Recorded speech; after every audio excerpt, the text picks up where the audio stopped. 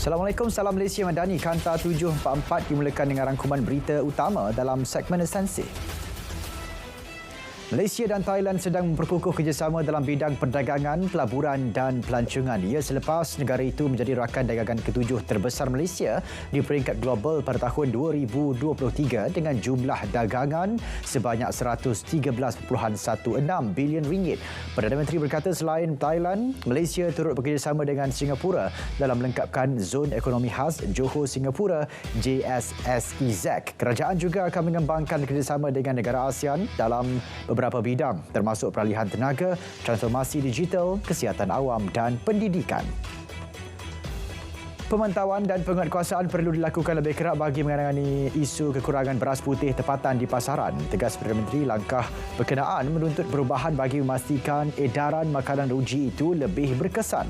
Ketegasan kerajaan dalam menangani isu harga dan bekalan beras telah dizahirkan sehingga membawa kepada penurunan harga beras putih import di pasaran.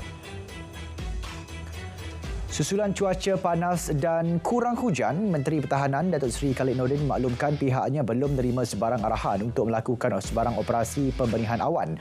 Jelas beliau, Angkatan Tentera Malaysia ATM sentiasa bersiap siaga melaksanakan operasi tersebut berikutan cuaca panas yang melanda negara ketika ini.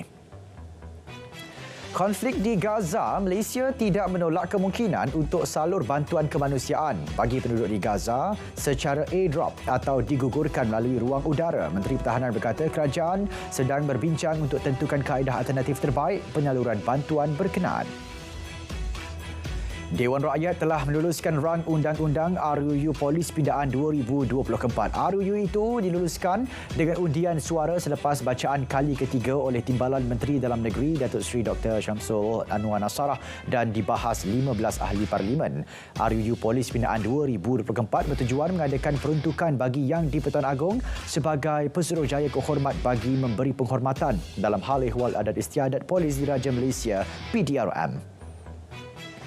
Lembaga Penapisan Filem LPF akan mengeluarkan suatu keputusan ke atas filem beserta klasifikasi filem yang bersesuaian. Justru, garis panduan penapisan filem GPPF diwujudkan dengan menggariskan perkara-perkara yang perlu diteliti dalam proses menapis sebuah filem. Jelas Menteri Dalam Negeri ketika sesi penerangan pemerkasaan LPF di bawah KDN.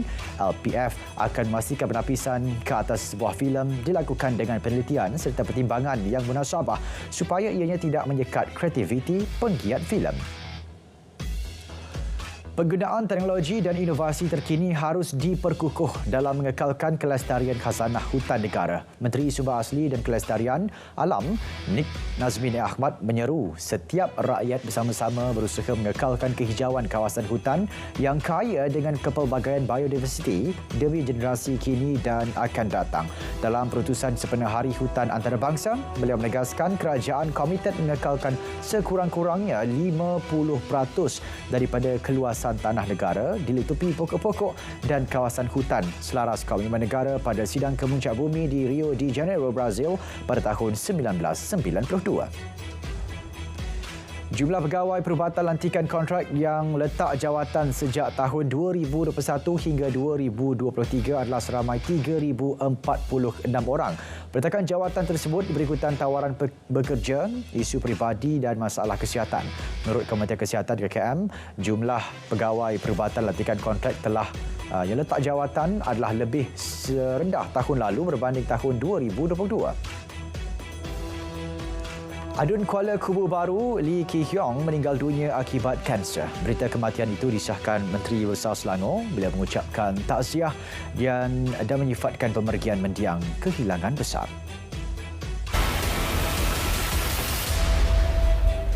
Sungai Pahang di Kampung Pusagi Cenomaran kini semakin kering akibat fenomena El Nino. Sungai itu sebelum ini memiliki pelbagai spesies ikan dan menjadi sumber makanan serta pendapatan penduduk berubah wajah bagaikan padang pasir. Penduduk menyatakan air sungai mulai surut sejak awal tahun ini dan mengering akhir Februari. Kini keadaan bertambah buruk apabila hujan tidak turun dalam tempoh lebih 2 minggu. Setelah hampir 2 minggu, kes pecah rumah seorang usahawan wanita di Padang Balang, Sentul berjaya diselesaikan. 4 suspek ditangkap, termasuk 3 wanita membawa kepada penemuan semula peti besi yang mengandungi 4 jongkong emas bernilai RM1 juta yang disembunyikan di Sungai Sembrong, Batu Pahat, Johor. Kesemua suspek itu ditahan di sekitar Batu Pahat mempunyai 20 rekod lampau berkaitan jenayah serta dadah. Polis menahan seorang lelaki warga tempatan bagi membantu siasatan berhubung hantaran di Facebook berunsur menghina agama Islam berkaitan isu stalking tertera kalimah Allah.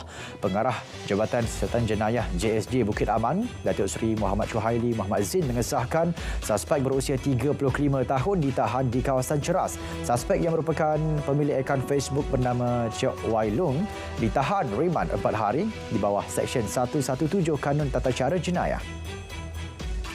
300 CCTV akan dipasang di seluruh daerah Kulai dalam tempoh 5 tahun. Menurut Yang di-Pertua Majlis Pembenaran Kulai, ia melibatkan kos RM54 juta. Fasa pertama bermula tahun ini dengan pemasangan 25 CCTV yang telah beroperasi di 17 lokasi panas. 8 daripadanya dilengkapi teknologi AI bagi proses pengecaman wajah dan kenderaan.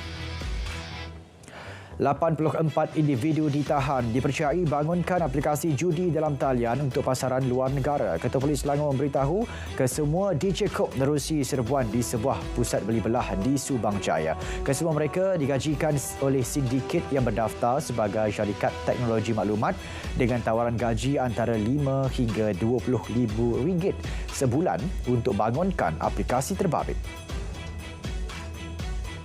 8 saksi dipanggil bagi membantu siasatan kes ugutan diterima ibu kepada Menteri Perumahan dan Kerajaan Tempatan. Ketua Polis Perak berkata, kesemua yang dipanggil terdiri daripada jiran dan kenalan mangsa. Siasatan dibuat mengikut Seksyen 507 Kanun Keseksaan. 44 parti dicekup imigresen Johor dalam serbuan di 19 premis di Johor Bahru Muar, Mersing dan Segamat. Menurut Pengarah Imigresen Negeri, tangkapan dilakukan hasil pelaksanaan Ops Mahir, Ops Gegar, Ops Sapu, Ops Minyak dan Ops Selera. Antara kesalahan dikesan bekerja tanpa permit dan tinggal lebih masa.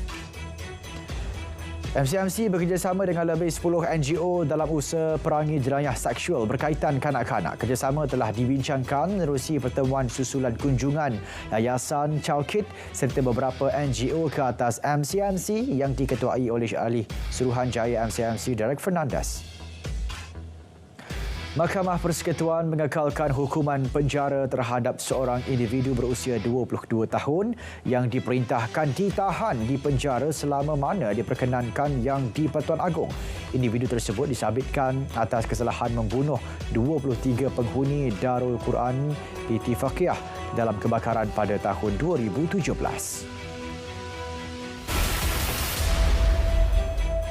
Malaysia berjaya tarik potensi pelaburan asing berjumlah RM76.1 bilion setakat bulan ini. Perdana Menteri berkata kejayaan itu disumbang misi perdagangan dan pelaburan negara di Australia, Jerman dan Perancis.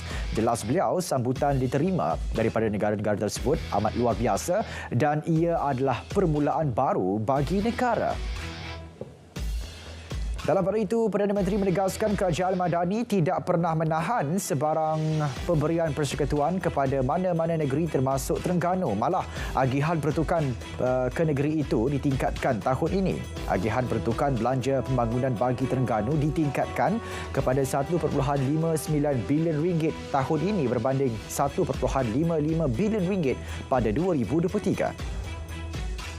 4 inisiatif rancakan sektor industri halal tahun ini sekaligus membantu meningkatkan penglibatan usahawan Bumi Putra daripada sektor makanan dan minuman. Inisiatif itu melibatkan program pembangunan kapasiti usahawan industri halal, produk halal, inovasi dan teknologi halal serta pengantarbangsaan usahawan halal melibatkan pertukan keseluruhan RM13 juta. Draper University, pusat pengajian tinggi terkemuka dunia, bakal membuka cawangan di Kuala Lumpur, kampus antarabangsa pertamanya dan di luar Silicon Valley. Universiti berkenaan akan menyokong dan menerajui pertumbuhan 140 syarikat pemula di Malaysia dalam tempoh 2 tahun akan datang. Tangani isu lambakan kenderaan terbiar di kawasan perumahan, JPJ perkenal sistem pembatalan pendaftaran kenderaan motor secara dalam talian e-direct. Menteri Pengangkutan maklumkan sistem berkenaan membolehkan pemilik yang berhasrat lupuskan kenderaan motor lengkapkan proses pembatalan pendaftaran kenderaan secara dalam talian. Malaysia Aviation Group MAG catat keuntungan bersih RM766 juta bagi tahun kewangan berakhir 31 Disember 2023 berbanding kerugian bersih RM344 juta tahun sebelumnya. Baki tunai MAG juga kukuh pada RM4.3 bilion meskipun tiada suntikan modal daripada pemegang saham utamanya Khazanah Nasional Berhad sejak Oktober 2021. Komuniti perniagaan digesa manfaatkan dana pembangunan perniagaan Malaysia Singapura bagi menjalankan usaha sama di negara ketiga. Menurut media, penambahbaikan terhadap peruntukan perjanjian dana itu membolehkan kedua-dua negara bekerjasama merebut peluang baru selain melaksanakan usaha rintis dalam pelbagai bidang baru serta menggalakkan persekitaran yang kondusif bagi usaha kerjasama pada masa depan. Bantuan khas sempena Aidilfitri Penjawat Awam Negeri Johor termasuk mereka yang berkhidmat di PBT dan badan-badan berkanun negeri bakal terima bantuan setengah bulan gaji atau minimum RM1,500. Menteri Besar menyatakan bantuan yang beri manfaat kepada 17,704 orang itu akan dibayar sebelum Aidilfitri.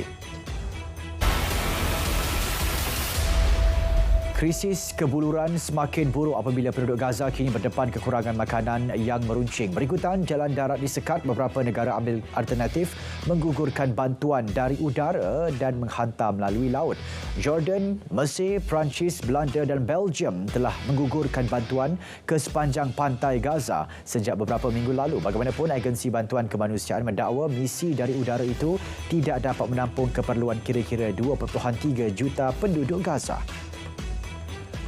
Dalam pada itu, krisis kebuluran dijangka menghimpit rakyat Palestin di utara Gaza sehingga Mei. Menurut laporan Keselamatan Makanan Bank Dunia, keadaan di wilayah terkepung itu telah mencapai tahap bencana. Kira-kira 1.11 juta orang atau separuh daripada penduduk Gaza berada dalam fasa malapetaka. Mereka mengalami kekurangan makanan melampau selain tiada keperluan asas, manakala sebahagian besar kanak-kanak bawah 2 tahun mengalami kekurangan zat makanan akut. Sementara itu, dalam perkembangan berkaitan, Arab Saudi mengumumkan akan menderma $40 juta kepada PBB untuk pelarian Palestin UNRWA. Beberapa negara sebelum ini telah menggantung bantuan kepada agensi berkenaan. Menurut kenyataan Pusat Bantuan dan Kemanusiaan Raja Salman, dana itu akan menyokong usaha bantuan kemanusiaan agensi terbabit di Gaza. Masih perkembangan di Gaza, UNICEF beri amaran bahawa satu malapetaka jika tentera rejim Zionis melancarkan serangan darat di Bandar Rafah. Menurut jurucakap UNICEF, serangan Israel ke kawasan itu dijangka membunuh sejumlah besar kanak-kanak. Lebih separuh daripada 2.3 juta penduduk Gaza kini berkumpul di Rafah yang bersempadan dengan Mesir. Ini pula konflik Rusia-Ukraine. Media tempatan melaporkan Rusia melancarkan serangan peluru berpandu ke Kiev sekaligus mencederakan sekurang-kurangnya 10 orang. Menurut Komandan Tentera Udara Ukraine, pertahanan udara menembak jatuh kesemua 31 peluru berpandu Rusia yang menyasarkan ibu negara Kiev. Suruhanjaya Pilihan Raya Umum Indonesia KPU umumkan gandingan Prabowo Subianto Gibran Raka Buming Raka sebagai pemenang rasmi pemilihan Presiden dan Naib Presiden Pilpres 2024.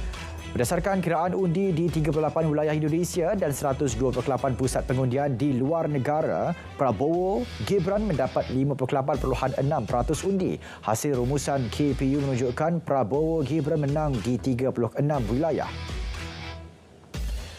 Calon Presiden Indonesia yang kalah, Anies Baswedan, memfailkan kes undang-undang di Mahkamah Perlembagaan. Ia bagi mencabar keputusan pilihan raya yang dimenangi Menteri Pertahanan Prabowo Subianto. Terdahulu pasukan Anies membuat aduan mengenai peruntukan bantuan sosial seperti beras, baja dan pemberian wang tunai di kawasan pilihan raya utama yang dianggap mempengaruhi undi. Saudara, sekian Kanta 744. Dari sungai ke segara Palestin, pasti merdeka. Assalamualaikum, salam Malaysia Madani.